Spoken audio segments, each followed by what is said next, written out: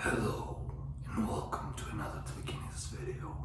Today we're going to talk about the question, how much knowledge you should have about telekinesis. How much do you need to know before you can do telekinesis yourself? And it's very simple. All you really need to know is the basics about telekinesis. You need to know how much air you have to breathe, what to focus on, and these things.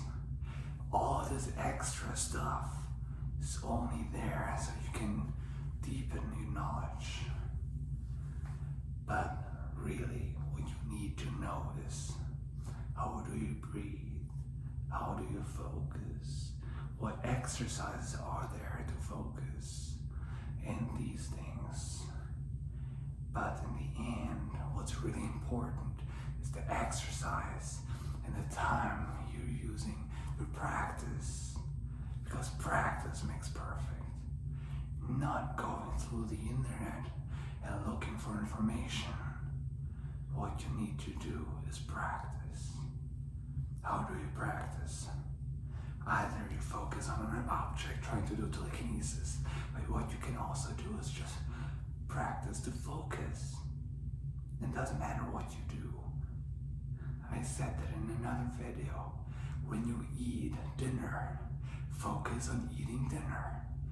When you listen to music, focus on the song. Don't just listen to it in the background. Focus on the song. Same about movies or shows.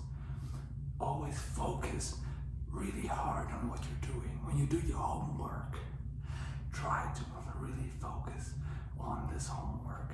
The words you're writing, where do those words come from? Try to really focus on these things. And then telekinesis becomes way easier. Knowledge is not as important. The practice and the focus which is important. And then you also ask questions, because I always tell you to ask questions. But sometimes those questions they go in the wrong direction. Because you want to know more. And I get it. But what you really should ask about is, what is the feeling behind telekinesis? When you do telekinesis, what does it feel like? This is important.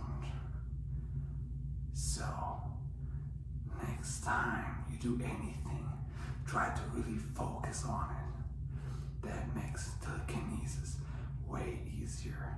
Focus on it. Doesn't matter if it's a big thing or a small thing. Focus. Thank you so much for watching, and see you